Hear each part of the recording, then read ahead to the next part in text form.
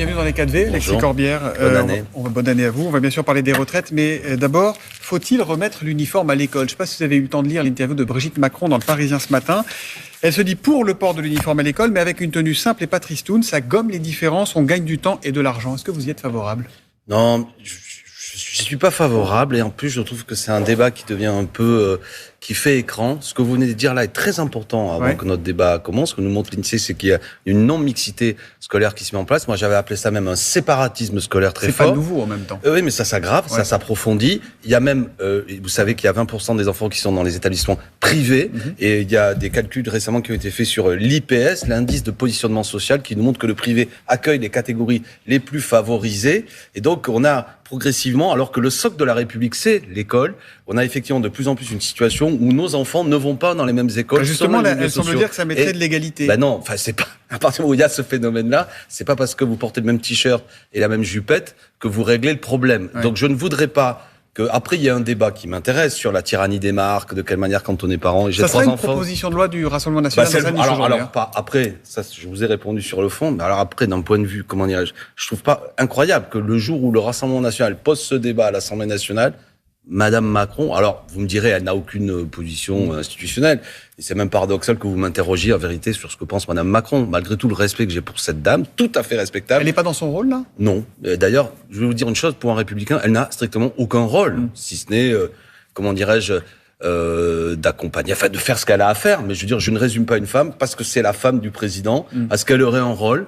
C'est aussi une ancienne enseignante. Donc un avis sur oui, il y a des tas d'anciens enseignants, mais il y a un trait de monarchie républicaine, parce que c'est l'épouse du monarque, on lui écrit. Ouais. Enfin, j'ai toujours trouvé ça un peu paradoxal. Et je dis, il y a même un secrétariat de l'argent public qui lui est consacré. Moi, je n'aime pas ça. Et que Madame Macron me comprenne, avec tout le respect que je lui dois, parce qu'elle subit parfois des attaques que je trouve absolument abominables, et c'est sans aucun doute une femme par son parcours professionnel. C'est pas personnel, c'est institutionnel. Oui, il y a un souci. Bon. Pour quelle raison ? Un grand journal donne la parole au compagnon ou à la compagne. Enfin, je veux dire, on est là dans quelque chose que je n'aime pas. Je veux dire, le côté, c'est le monarque. Alors, l'entourage du monarque, puis même la cour, maintenant, du monarque, les proches. Enfin, non. Madame Macron, y compris, je veux bien le croire, si elle a l'esprit républicain, aurait même refusé ce genre d'interview. Voilà, c'est aussi pour parler des pièges jaunes. Bref, elle donne pas son avis sur la réforme des retraites. Les pièges jaunes, c'est pareil. Une espèce de charrière. Enfin, bon, bref. Je ne suis pas d'accord avec cette idée.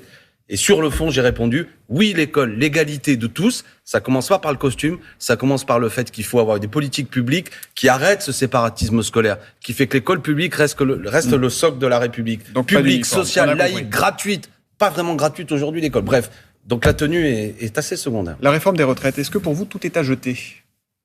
Ce projet doit être retiré, disons-le comme ça. Il n'y a pas de marge de négo, il n'y a pas de... Ce texte n'est pas une base de discussion, ni juste, ni justifié. Ni juste, parce que ceux qui nous regardent doivent comprendre, en particulier, c'est là qu'il y a un paradoxe, vous l'avez déjà développé sur votre antenne, ça a été dit, c'est que ceux qui commencent tôt de travailler vont subir particulièrement cet allongement de la durée de cotisation. Ils travailleront plus longtemps eux aussi. Incroyable. C'est-à-dire que... Il y a quand même des gestes sur la pénibilité, sur les carrières longues, sur les retraites minimum à 1 200 €, 85% du SMIC, c'est pas rien ça. Oui, mais pour quelle raison, comment dirais-je, si je vous annonce que je vais vous frapper, dois-je accompagner ça qu'avant de vous frapper, je vais vous caresser telle ou telle partie du corps ? Je préfère éviter que vous me frappiez, en l'occurrence. J'entends bien. Si vous vous contentez de répondre à mes questions, raison de me dire, certes, vous allez me masser après m'avoir frappé. Ce que je veux dire par là, par une image qui vaut ce qu'elle vaut de bon matin, c'est que... Pardon, mais ceux qui vont avoir 200 € plus sur les retraites, ils sont bien contents de les avoir. Les 1200.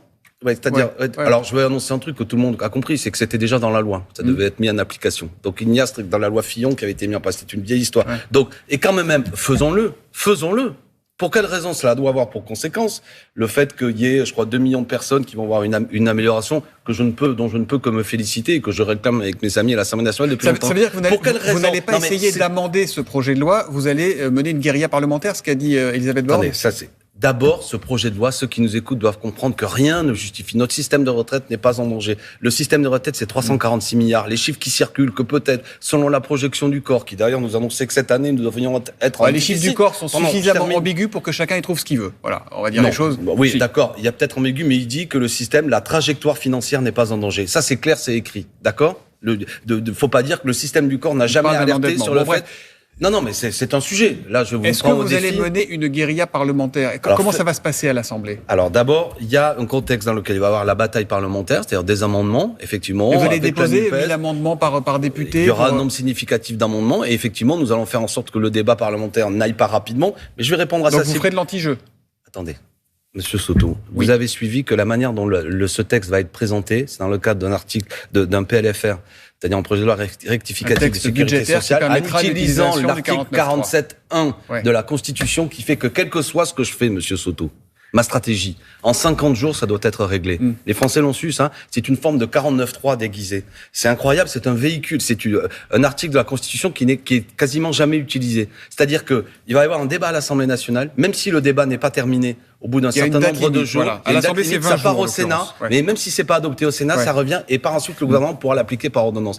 Ce que je veux vous dire, puisqu'on l'a développé un peu, ni juste ni justifié, mais en plus, de façon antidémocratique, ce débat va avoir lieu. C'est-à-dire que même la représentation nationale, tout le monde dit qu'il y a un accord avec LR pour trouver une majorité, mais ce qu'ils vont utiliser, l'article 47.1 de la Constitution, permet que même s'il n'y a pas de majorité, ils vont quand même avancer. Moi, je dis aux Français, quelque chose que vous n'avez pas réclamé, quelque chose qui n'est pas juste du point de vue social, qui va frapper en particulier les catégories populaires, même si les cadres qui nous regardent doivent comprendre qu'eux aussi vont subir les choses, qui n'est pas justifié sur le plan économique, qui n'est pas démocratique, il y a quelque chose qui amène à dire que ce texte doit être retiré. Parce que vous et moi, on vit depuis quelques mois en voyant bien que l'inflation est là, les difficultés. Ce texte vient rajouter un élément de tension sociale dans un moment où on voit beaucoup d'inégalités, des profits qui sont accumulés et pas un partage très juste. C'est que cette bataille va se jouer aussi dans la rue. Écoutez ce qu'en disait, avant ce premier appel à manifester du 19 janvier prochain de tous les syndicats, ce qu'en disait le porte-parole du gouvernement hier chez nos confrères de France Info. Ça ne me fait pas peur. Et les dernières fois où il y a eu un front uni des syndicats dans notre pays, c'était lorsqu'il a fallu réformer les retraites. Voilà, ça ne fait pas peur, le gouvernement droit dans ses bottes?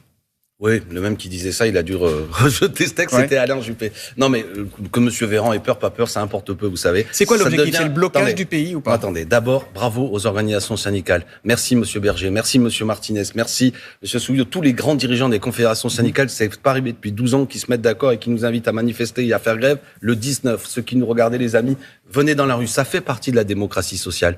Aujourd'hui, il y a une utilisation parfois pour dire quasiment, vous voulez bloquer le pays, on est quasiment devenu un terroriste quand tout simplement on veut mettre en application le droit de grève et le droit de manifester. J'ai dit tout à l'heure que sur le plan démocratique, ça ne va pas. Et Emmanuel Macron, je l'affirme à ce micro, n'a pas été élu au second tour pour faire ça, il a été élu dans un rejet. C'était dans le programme présidentiel, c'est dans le programme des législatives. Monsieur Soto, je veux terminer justement le fait que cet argument, je l'ai entendu 1000 fois, mais au second tour, il a été élu essentiellement dans un rejet de Madame Le Pen, ce qui est heureux. Et au soir du second tour, il a même dit qu'il sait que les gens n'ont pas voté pour lui pour son programme. Ensuite, aux législatives, merci de me tendre la perche, il est minoritaire pour la première fois. C'est bien la preuve que il a une majorité relative. Voilà.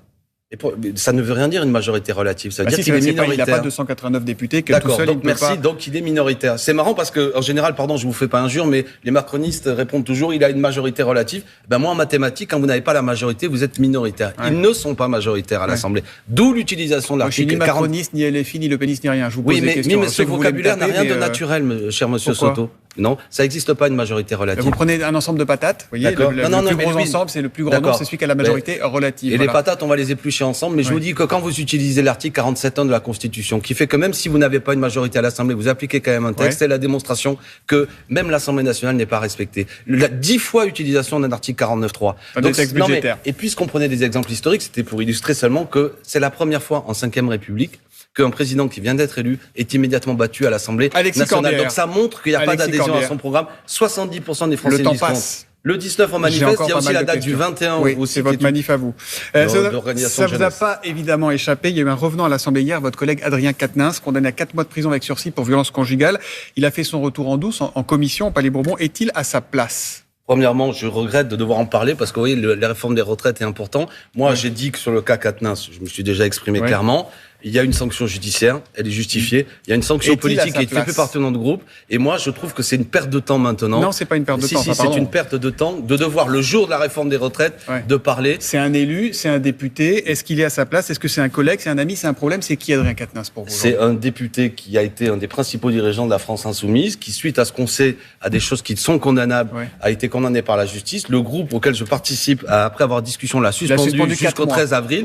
Et après, actuellement, hier, ce qu'il fait. faudra qu'il revienne. Attendez, Non, parce que là, vous occupez le terrain. Non. Si, vous pouvez répondre. Là, vous occupez le terrain. Oui. Non, c'est vous qui occupez le terrain. Vous ne répondez on va faire pas à mes travailler des millions questions. de Français plus longtemps. Vous me parlez de quelque chose Non, dont mais je là, l'ai déjà dit. ouais. Je souhaite ne pas vouloir en parler et je regrette. Est-ce qu'il doit revenir dans le groupe LFI? Attendez, jusqu'au 13 avril, il est suspendu et après, il y aura une clause de revoyure qui ferait qu'on en discutera de tout ça. Et quelle est votre conviction?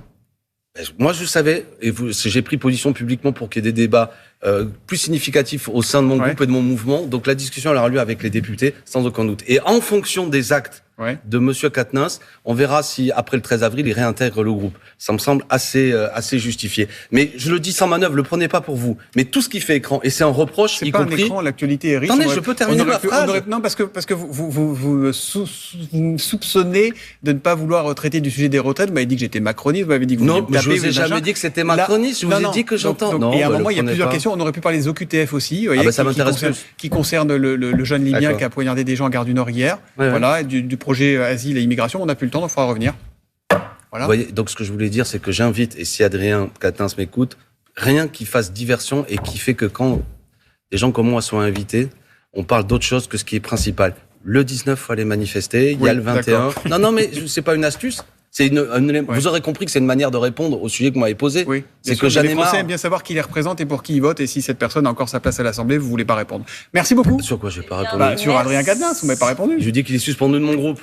Allez, on enchaîne, parce qu'on est très en retard. Merci beaucoup. On reviendrait. Je vous propose qu'on